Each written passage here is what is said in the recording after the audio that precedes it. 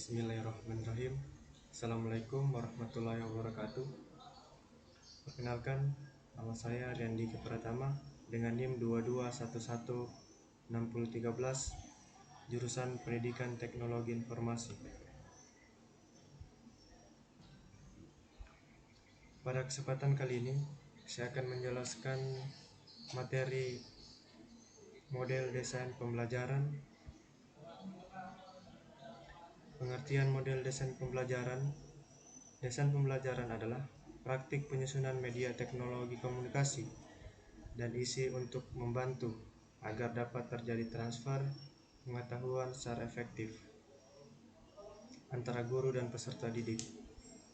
Proses ini berisi penentuan status awal dari pemahaman peserta didik, perumusan tujuan pembelajaran, dan merancang perlakuan berbasis media untuk membantu terjadinya transisi.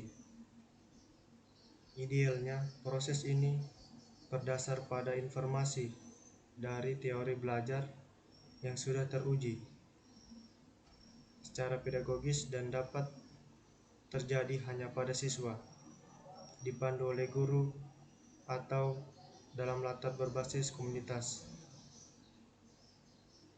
Hasil dari pembelajaran ini dapat diamati secara langsung dan dapat diukur secara ilmiah atau benar-benar tersembunyi dan hanya berupa asumsi.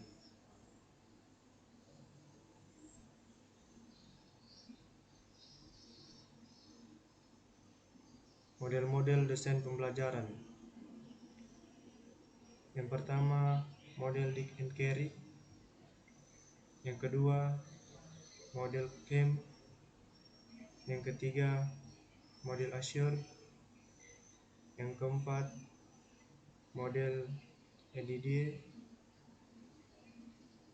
Yang selanjutnya, model Hanafin and Peck. Dan yang terakhir, model instruktursional atau MPI.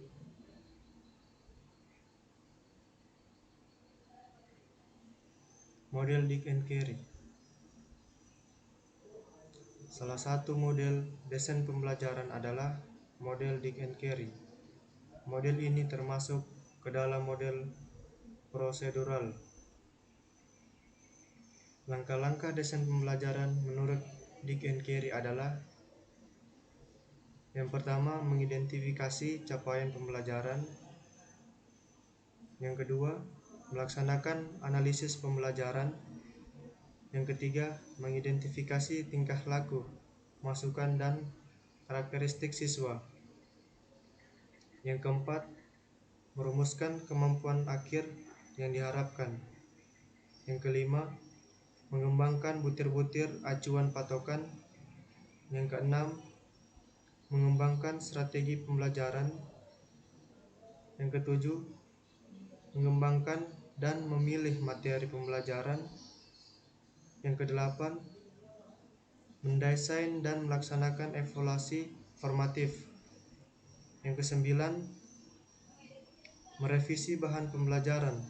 Dan yang terakhir, mendesain dan melaksanakan evaluasi sumatif.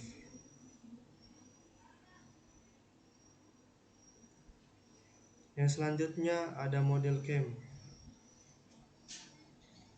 Gerald E. Kemp berasal dari California State University di San Jose. Kemp mengembangkan model desain instruktursional yang paling awal bagi pendidikan. Model Kemp memberikan bimbingan kepada para siswanya untuk berpikir tentang masalah-masalah umum dan tujuan-tujuan pembelajaran. Model ini juga mengarahkan para pengembang desain instruktursional untuk melihat karakteristik para siswa serta menentukan tujuan-tujuan belajar yang tepat. Langkah berikutnya adalah spesifikasi isi pelajaran dan mengembangkan pretest dari tujuan-tujuan yang telah ditetapkan. Selanjutnya adalah meletakkan strategi dan langkah-langkah dalam kegiatan belajar mengajar serta sumber-sumber belajar yang akan digunakan. Selanjutnya, materi atau isi konten kemudian dievaluasi atas dasar tujuan-tujuan yang telah dirumuskan.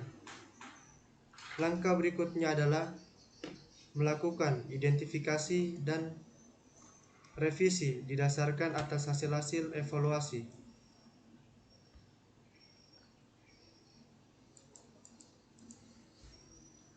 Yang selanjutnya ada model Azure. Model Azure merupakan suatu model yang merupakan sebuah formulasi untuk kegiatan belajar mengajar KBM atau disebut juga model berorientasi kelas. Menurut Heinz et al., model ini terdiri atas 6 langkah kegiatan, yaitu yang pertama analyze learners, yang kedua status objectives, yang ketiga select methods, media and material, yang keempat utilize media and materials, yang kelima require learner participation, yang terakhir evaluate and revise.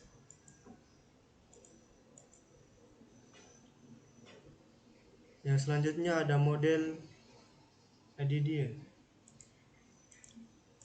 Ada salah satu model desain pembelajaran yang sifatnya lebih generik, yaitu model ADDIE atau Analyze, Design, Development, Implement, Evaluate.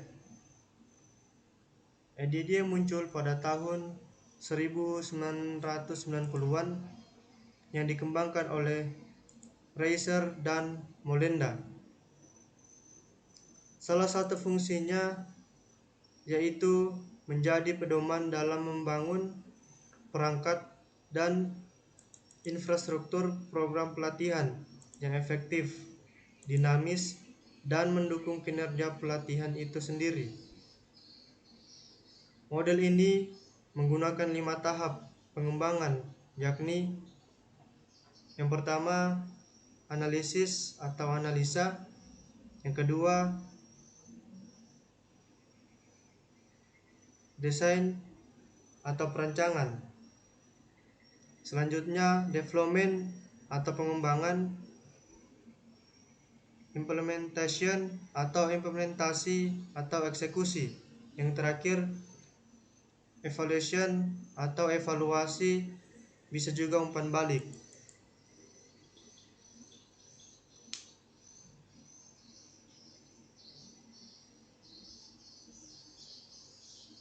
Yang selanjutnya ada model Hanafin and Peck.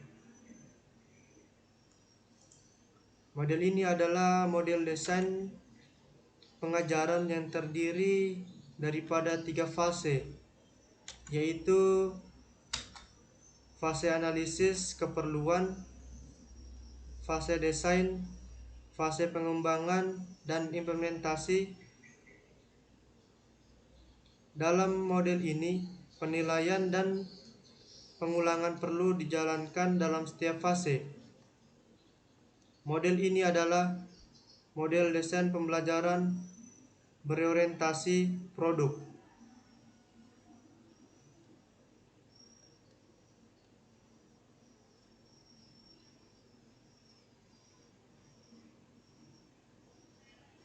Model instruktursional atau MPI.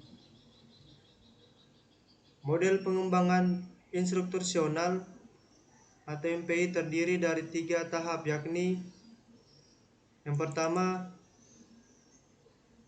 definisi, yang kedua analisis dan pengembangan prototype system, yang ketiga melaksanakan evaluasi formatif. Mungkin itu saja materi dari saya yang saya bisa jelaskan. Lebih dan kurangnya mohon dimaafkan. Billahi taufik wal hidayah. Wassalamualaikum warahmatullahi wabarakatuh.